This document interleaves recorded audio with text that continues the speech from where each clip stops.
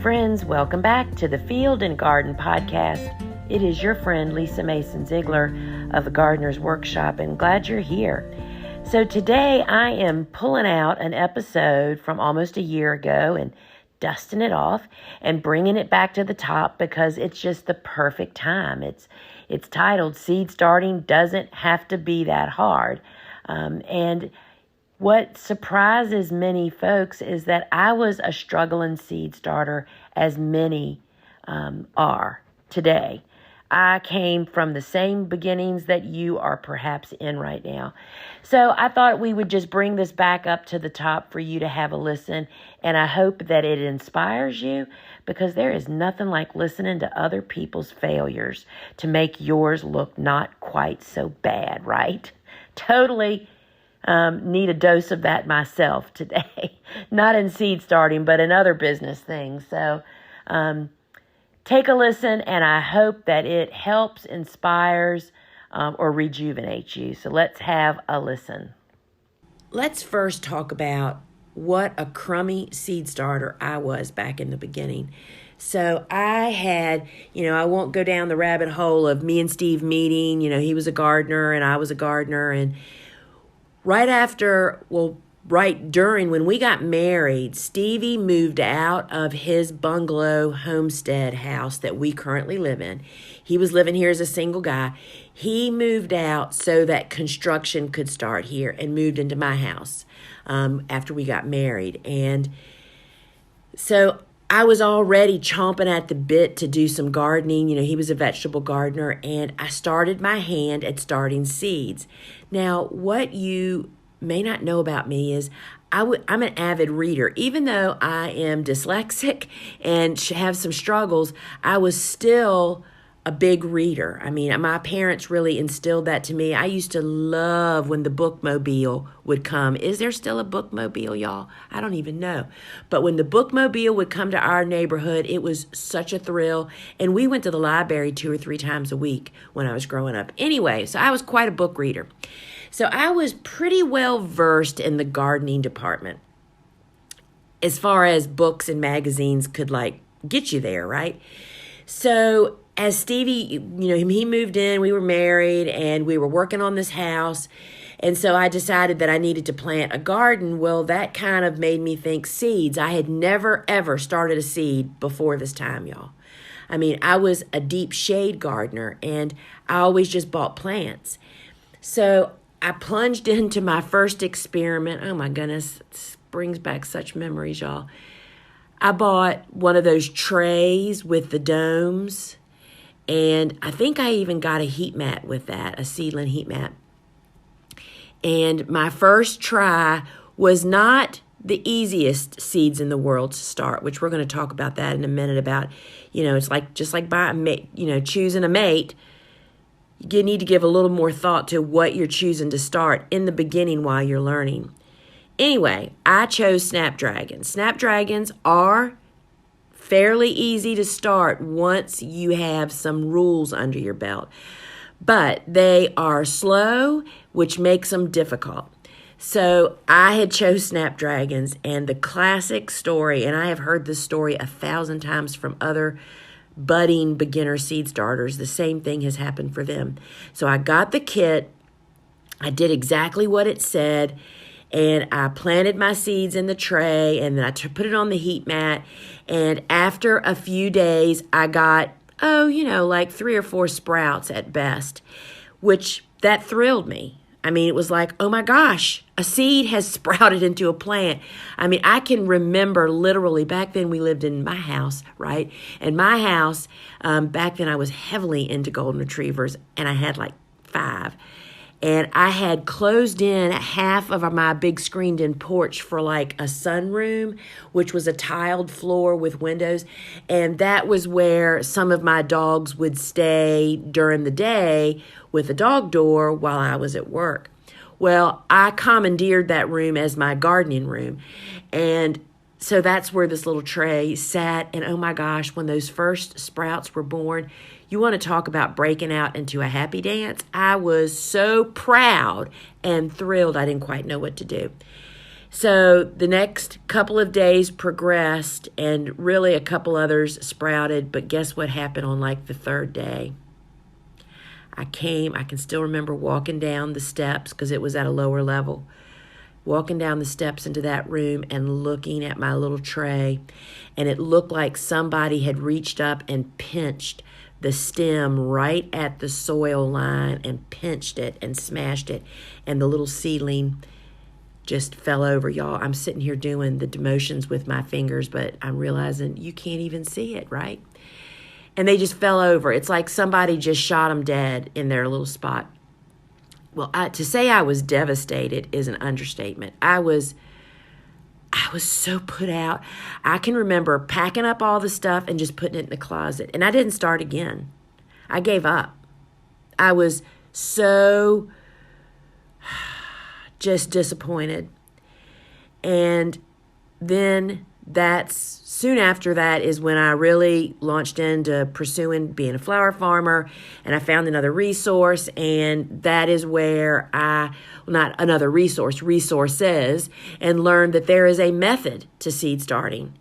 And that is what I am going to share with you today, y'all, because this is perhaps one of the most, I think that everybody, whether you realize it or not, really wants to start seeds. It's a natural instinct, I think, to participate and be a part of this amazing miracle of a seed sprouting into a plant. Some of the sweetest times with my farm, especially when we were in high production, oh my gosh, I absolutely loved walking the farm in the evening during the golden hour. We call it like that hour before sunset, which is such an amazing photo taking time. When we were in the process of planting the first warm season, I call it the recipe, that mix of stuff that we plant. I mean, we're talking back then, I had 145 100-foot plus beds. So it was quite a sight to behold. To stand at that garden that was basically an acre long and seeing all those rows and rows and rows of little plants that we started from seed. Because while I do order Lizzie plugs in, and I used to order delphinium plugs in, and a couple other things that were difficult, which we're going to talk about all that in just a minute. We started all that stuff from seed. I mean, it would just blow my mind. And I would, fast forward, 6 weeks, 8 weeks, when that stuff would start to bloom, to grasp that all of that vegetation, all of those blooms came from that little tiny seed. Y'all, it's a miracle. And to have a hand in that, it does something. It changes your life. It changes the way you think and care about your garden and the bounty of that garden. As I've shared in previous episodes, the gift of a cutting garden, that is part of the magic of sharing your flowers with people, because they get a little window. Those flowers are like opening the window to this amazing thing called living with a garden. And anyway, I'm trying not to get carried away on that, but starting from seed is something that I think all people yearn to do. But many of us, just like me, threw in the towel after trying once, twice, or maybe even 20 times. I have to tell you another story. When I first started speaking, the very first time I ever was asked to speak to a group, and this was literally the first time, I spoke to a group of ladies that most of them didn't even really garden. They had gardeners.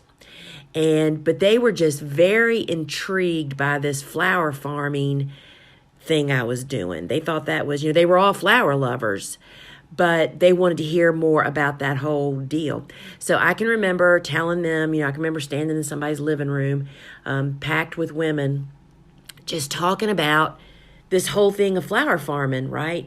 And I was telling them about my day-to-day life and what I do and how I do it, and that I started everything from seed, and then I just, spent like a minute talking about how I soil block, that was the way that the English and Dutch have done it for decades, and that I happened to have read a book that introduced me to it, and it in fact made it possible for me to become a commercial flower farmer because it was so space savvy, and I tweaked it to a tabletop method. Anyway, I kind of just hit the highlights of that and just moved on to planting the garden and how we plant it different. And like half of the room's hands went up and said, hey, we really want to hear more about this whole seed starting thing. And y'all, that was a turning point in my speaking career, or the beginning of my speaking career, because I realized then that most people have a desire to start seeds, but few people actually do it and are successful. So they think, oh, I just don't know enough to do it, and realize and think that they can't start seeds. They end up just buying their plants and kind of stick with that method. And if that's you and that's what you want to do, that's fine. But I'm telling you, there's a magical world beyond that is so miraculous and so wonderful to be a part of. And it is so simple and easy when you follow a few ground rules. And I learned that day that basic information is what people are looking for. And that's been the basis of my lecturing, my books, everything I've taught, my online courses, my flower farming school. It's not showing the fancy. It's not trying to impress people. It is giving them the ground rules, which I'm going to share a few of with you right now on seed starting. So I've carved out a few basic steps that you can kind of follow right now if you're thinking about starting some seeds. And I have 3 of them. The number one is in the seed, the actual seed you select to start. And what I mean by that is, if you're brand new, you're a newbie, you're just starting, you have to realize that the bottom line to being successful in seeds is being able to give them what they need to sprout and grow a healthy life until you can get them to the garden, or to do all that in the garden, okay? And every seed, just like every person, has different needs. I mean, I'm talking about a zinnia seed versus a sunflower seed versus a lisianthus seed versus a snapdragon seed. Different seeds sprouts perhaps differently at different rates in different conditions, how fast they grow, all of these things. So there's some seeds that are just naturally easier to start than others. And why not, y'all, set yourself up to succeed? Instead of picking a snapdragon like I did back in the beginning, that is not hard, it just has some special needs, and I was not prepared to meet them, so I did not succeed. Select seeds that are quick sprouters and growers. And you can oftentimes get that information off of a seed packet. It'll say days to germinate. If it says over 7 to 10 days, that's a challenge. I love those quick poppers. For instance, zinnias are, for us, we get them to sprout typically in 48 to 72 hours. Sunflowers are pretty quick. When you give them what they need, which is going to be the next thing we're going to talk about. But the quick sprouters means that they're pretty ambitious little seeds. Because what you have to know about a seed, I like to think of a seed as an egg. Or Rhonda, who works with us, wrote a great blog about storing seeds on our website.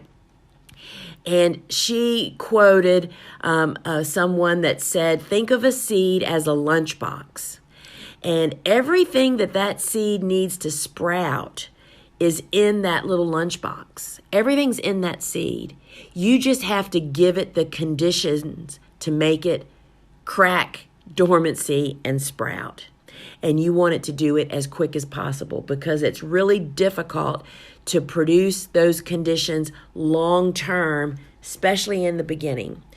So another reason to stay away from those slow growing, slow germinating seeds in the beginning is, you know what else happens? Do you know how many ways you can kill a seed or a plant in a period of time that they need a long time to grow? Oh my gosh, that's the reason that I purchase Lysianthus, which if you aren't familiar with that, that's a type of flower that is a very in-demand cut flower for growers. And it's you can start it from seed, but it takes 12 weeks, y'all, to get like a 1-inch tall plant. Do you know how many ways you can kill a plant in 12 weeks? Let me count the ways. I could do a whole episode just on that because you have to keep the temperature right evenly. You don't want to overwater or underwater. There's just so many ways to kill a plant. So that's another part of why you want to seek out quick sprouters for your first go around. So the selection of what you're growing should be a quick sprouter and grower. Hold your slow growers until you get a little bit more experience under your belt. Because I want to tell you guys that the disappointment, we lose so many potential great gardeners and farmers because they can't start seeds, y'all. Do you know how many times I speak to commercial growers and they come up to me after the talks and say, oh, wow, maybe I'll try starting seeds. I said, well, what in the world do you do now? They buy all their plugs in. You cannot make money doing that, y'all. You can't make much money doing that, I'll say.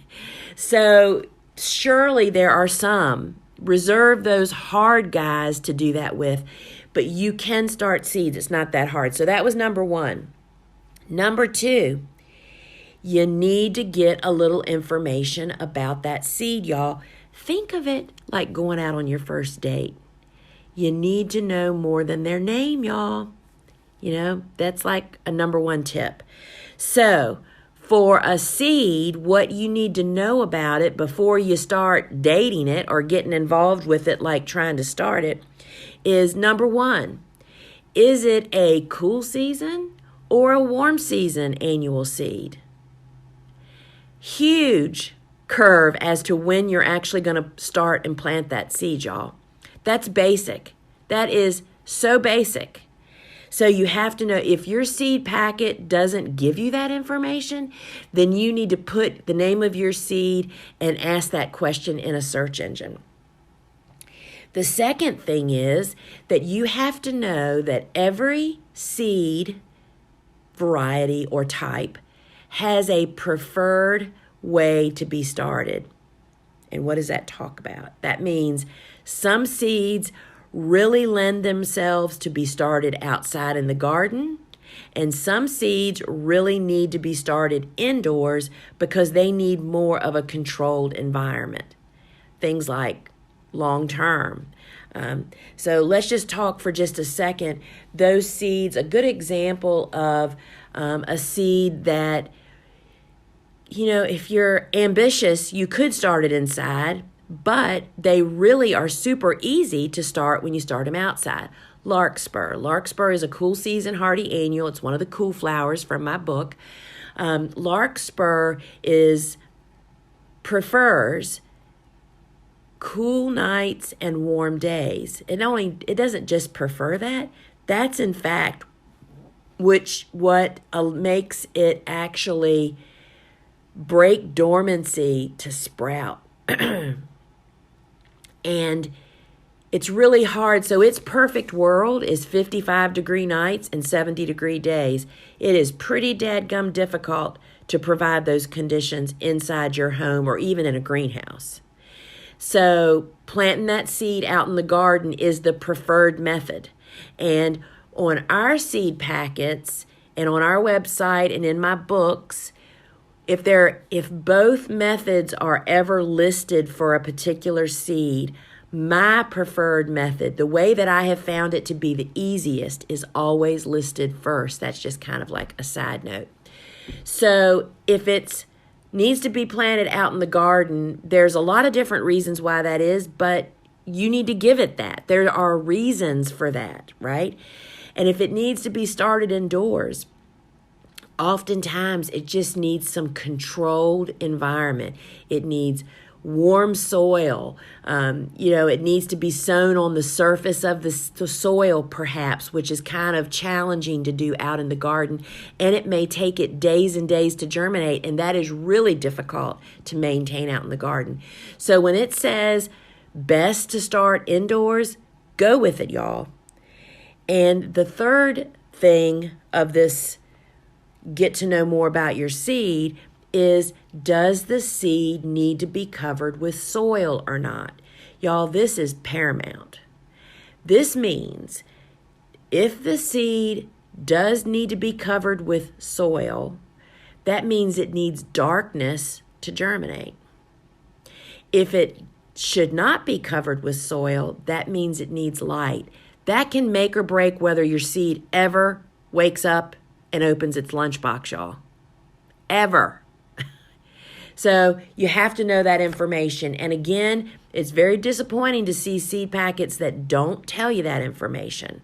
Ours does. That, in fact, is the reason that we started packaging seeds 15 years ago. We don't save seed. I just buy more of the same seed that I'm planting on my farm, and we package it for you with our instructions, so you have that tidbit of information. So does the seed need to be covered? So that's number 2. Number 3 is you have to provide it some basic care. So let's just talk first for a minute about, for those seeds that really prefer to be directly sown out in the garden. The other tidbit that I should have mentioned in number 2, but I didn't, is, well, I did kind of, but I didn't go into depth.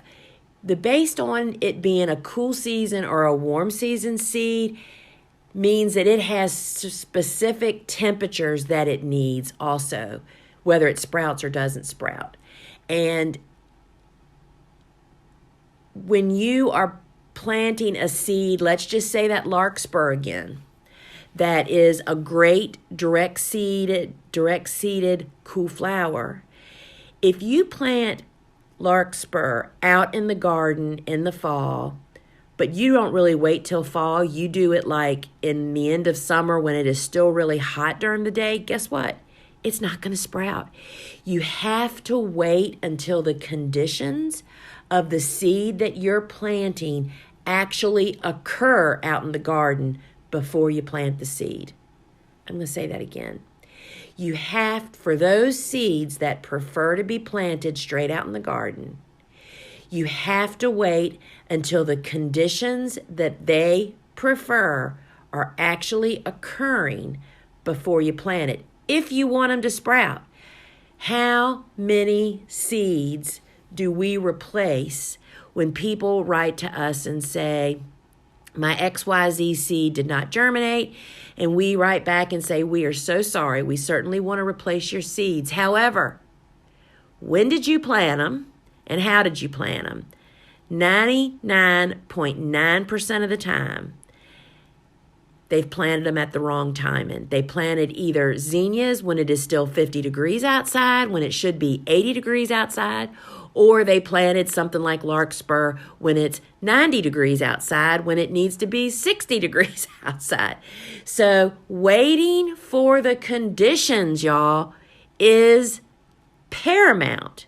You have got to do that, and that is the hardest thing for people to do. So waiting for those conditions.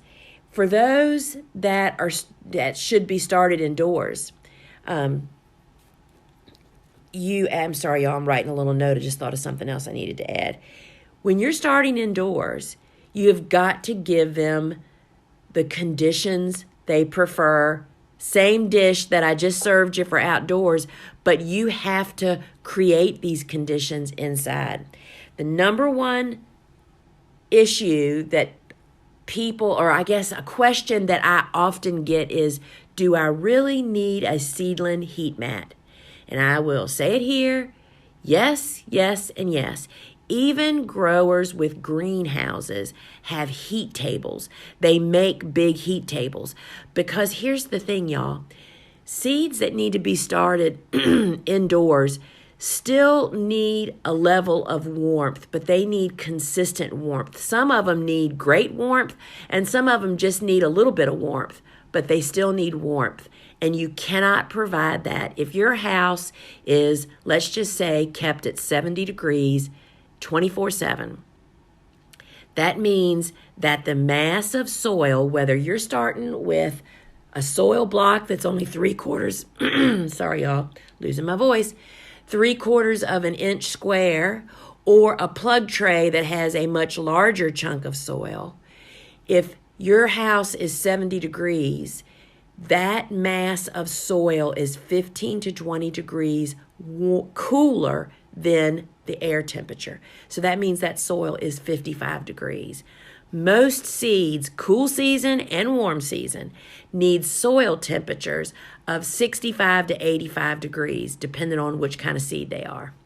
To be able to get that, you've got to have a seedling heat mat. Seedling heat mats have built-in thermostats to raise the temperature to 15 to 20 degrees warmer than the surrounding room temperature.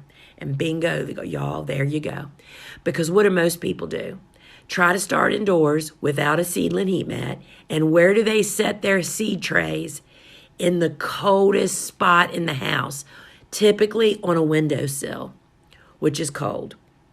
And that's why so many people face challenges. People resist purchasing a seedling heat mat, but I'm here to tell you it'll change your seed starting life. Then, after 50% of the seeds sprout, we move it off of the heat mat over to a grow light. Why do you need a grow light?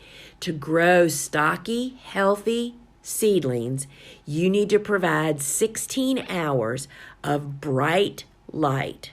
We don't even have 16 hours of light a day when most people are trying to start seeds, y'all.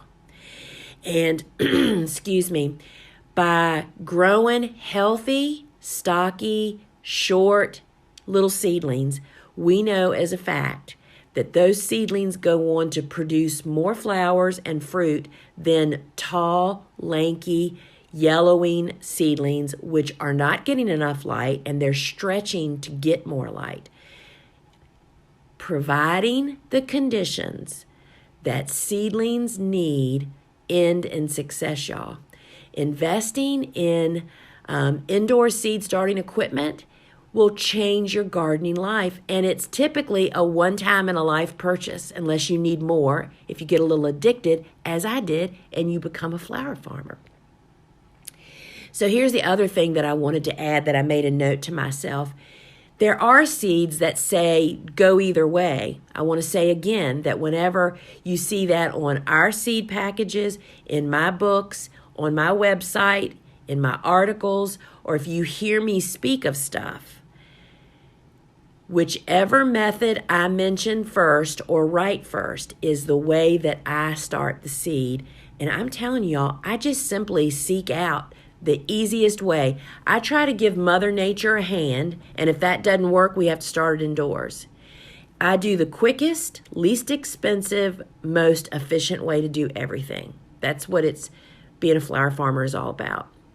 And starting seeds is absolutely no different. And I will tell you that we counsel more people on seed starting than any other area of farming or gardening. Seed starting is definitely the number one challenge. And I understand it because remember me, I'm the one that, I got them to sprout, then dampening off got them. Dampening off is a fungal disease that oftentimes we do not use domes. That first dome kit that I bought, I gave my seedlings a fungal disease by, I'm sure, leaving the dome on too long. But you just have to give seedlings what they need and what they want And that means to create those conditions. And investing in seed starting equipment for us changed my life. When I met Elliot Coleman's book, The New Organic Farmer, I think it was, Gardener, the New Organic Grower. And I learned the basics behind seed starting and did exactly what he said. I was an overnight success. I invested in a heat mat. I invested in soil blocking. I invested in grow lights. And I've never looked back. If you want to learn more, or you need a visual lesson, over on thegardenersworkshop.com, not only are there endless resources of videos and blogs and articles, but I also have an online course. It's about 90 minutes long. It's like $20. It's called Seed Starting Made Easy. Whether you're a farmer or a gardener, it walks you through the steps of starting seeds indoors. I do it with soil blocking, but you can apply most of the steps to any type of method. But it also shares starting seeds out in the garden. And I would highly recommend you check that out. On our Learning Center, not only will you find the Field and Garden blog and podcast, but you'll also find a category of our video guide and all things soil blocking. Those will really help you, as well as our online garden shop is stocked with all of the easy to start seeds that I grow. Y'all, I generally do not grow any hard to start seeds. And that's all we sell are the same seeds that I actually grow in my garden. And you will also find the stuff we offer. Seed starting kits, all the stuff separate. We sell from grow lights to burlap to the ready-made blocking mix. So I just encourage you to don't be discouraged if you have failed in the past, because I'm going to tell you that you are in the 99%. It's the 1% of people that tackle this from the get-go and have success. It is not the norm. I used to often, especially when I was traveling and lecturing a lot, I would often say to people to put them at ease, because everybody, it's like their own little dirty secret that they've been buying seeds for years and have had zero germinate. I'm not kidding you. I actually spoke to a woman years ago that told me, she came to me after a conference, tears running down her face. Y'all, this is serious business, and said, I have been buying seeds every year for 20 years, and I have literally had no success. This has just opened my eyes to everything that I was doing wrong. Y'all, it's just having a few basic rules. Choose wisely. Get to know your seed and what they actually need, and then give it to them. And you will knock this out. Becoming a part of this miracle of the sprouting of seeds and growing plants changes everything. You know, it's so funny. When I was walking Tucker this morning around the farm, we got sidetracked because we had a red-tailed hawk sitting up on our farm star. Our farm star actually is a Christmas light, but we don't keep it lit year-round, just at Christmas. And it is attached to what was our raptor bar. We encourage raptors here. That's how our rabbit, squirrel, and rodent, vole, rat, mouse controller, that's what they take care of. And anyway, this morning when we were walking, for some reason, I just happened to look up, and who was sitting on the Christmas star but a red-tailed hawk, shopping our garden. And so Tucker and I just kind of hung out there. He stayed there for like 20 or 30 minutes. And I was just gazing at the cool flower garden. This is in early March. Actually, today is my 25th wedding anniversary, y'all. Kind of a reflective day. And I was looking at the cool flower garden and thinking to myself, all this started from seed. You know, it's that whole garden gazing I was sharing earlier. It is just it's the most rewarding thing ever, y'all. And I I ask you to join me in it. And so if you have questions, join me over on social media where I do live events each week. Join me on Facebook for the Gardener's Workshop Live, where I try to answer all your questions. And I'm also over on Instagram Live on Wednesdays, Ask a Flower Farmer. And so it's been really great sharing with you today. And please, if you want to do something to help me, please review my podcast, share it with your friends, subscribe so you don't miss an episode. And folks, until we meet again, I hope you join me in this whole walk in the miraculous seed starting journey. And here's the other thing, y'all. We start seeds almost 12 months out of the year. You can do that too. We'll talk about that on another episode. So, folks, till we meet again, hope to see you over at thegardenersworkshop.com. Ciao.